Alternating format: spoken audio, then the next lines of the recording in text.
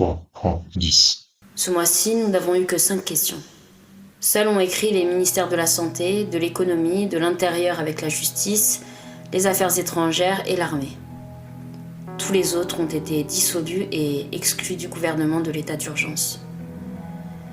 Certains ici étaient outrés comme mars, d'autres subjugués comme mai, suspicieux comme juillet ou encore sidérés comme avril et juin.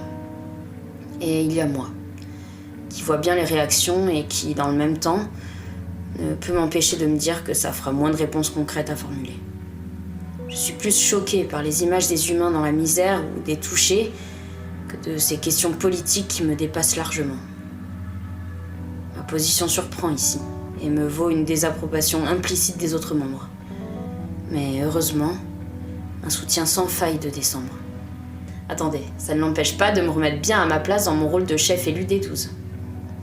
La notion de responsabilité est essentielle à ses yeux, et elle sait me le dire. Janvier, il te faut décider maintenant. Ce que je veux dire, c'est qu'elle comprend ma personnalité, ma difficulté à me positionner sur certains terrains. Elle soutient les choix que je fais par défaut. Bref, allons à l'essentiel et qu'on en finisse afin de ne pas se retrouver dans la même situation en avril qu'en mars. Point 1. Question du ministère de la Santé. Le mois précédent, il avait été décidé par les 12 de concentrer nos forces dans le développement de nouveaux vaccins adaptés à l'évolution du virus. Sur le plan du soin, nous devions prioriser les patients en grande souffrance. Néanmoins, avec les évolutions perpétuelles du virus, le nombre de patients en état critique et le manque de ressources humaines et matérielles disponibles, nous ne parvenons plus à répondre à la situation et appliquer les préconisations. Nous demandons aux 12 d'envisager le délaissement des soins et lits attribués à une partie de la population, notamment venus des pays hors zone occidentale, ainsi que les patients les plus fragiles. Par exemple, âgés, comorbidité, contamination avancée avec symptômes trop élevés. Réponse du groupe. Nous ne sommes pas favorables à cette recommandation. Après des échanges houleux, les 12 ont largement décidé de décliner la requête du ministère de la Santé. Il n'est pas question d'effectuer un tri parmi les patients et de délaisser le projet vaccinal préventif comme curatif pour le plus grand nombre. Nous rendons bien compte de la difficulté rencontrée.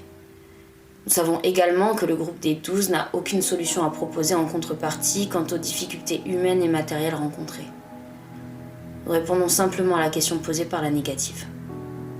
Nous demandons au ministère de poursuivre le traitement d'une part pour les patients touchés en prévention tertiaire et le projet de vaccination sur le plan de la prévention secondaire pour les groupes à risque.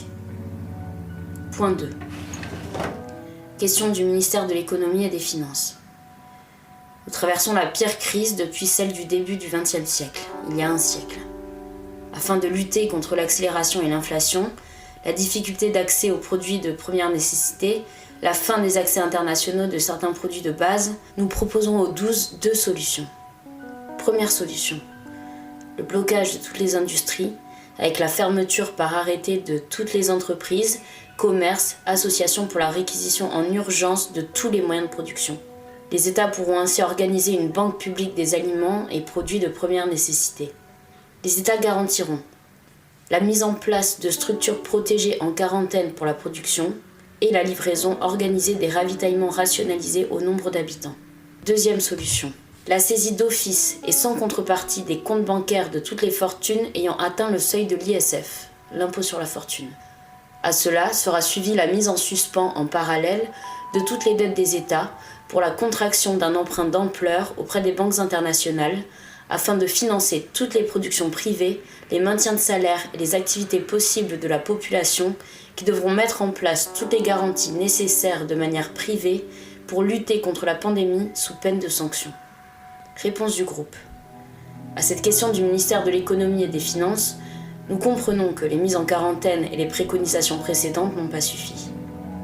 En partant d'un constat clair, que nous avons pu observer au sein des documents transmis, le ministère nous propose deux solutions très différentes sur le plan de l'économie politique.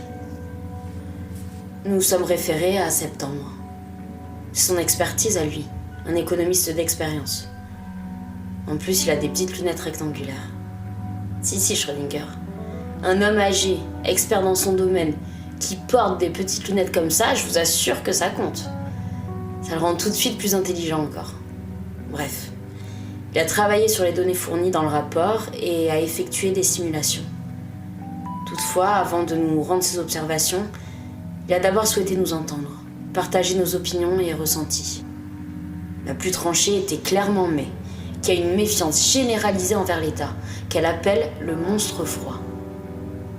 Vous vous doutez que votre première proposition a été plutôt mal accueillie de sa part. Pour les autres, les idées étaient plus nuancées.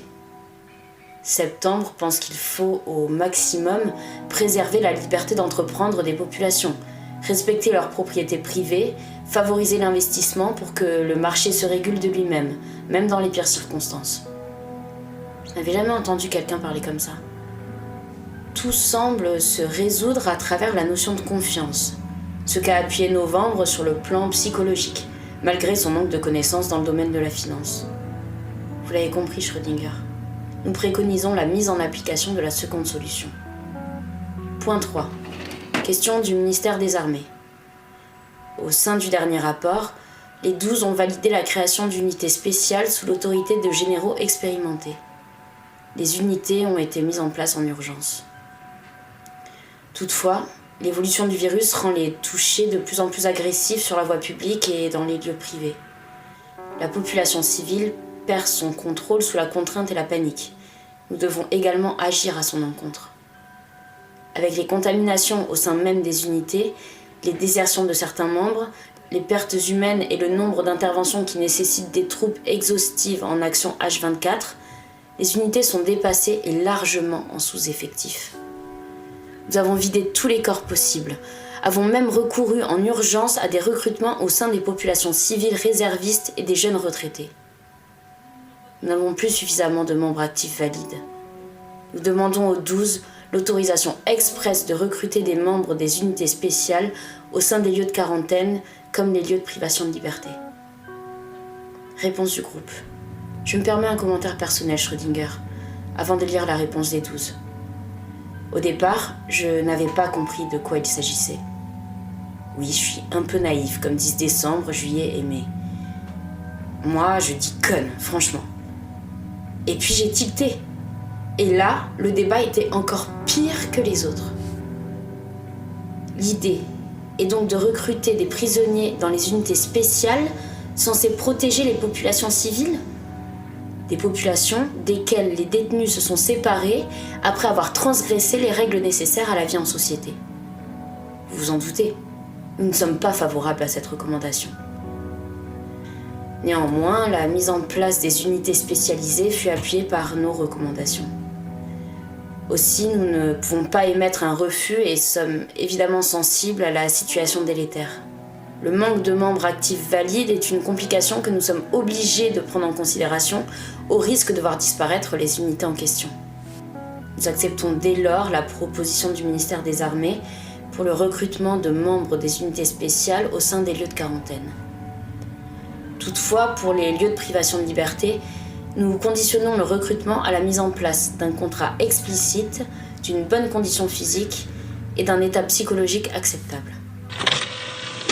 Vous souhaitez connaître les ressentis des 12 à propos des conséquences des décisions du mois, du rapport de février, puisque cela semble déterminer leur réponse. Poursuivez en 3.9. Vous préférez poursuivre les réponses aux questions du mois de mars. Dirigez-vous directement en 3.11.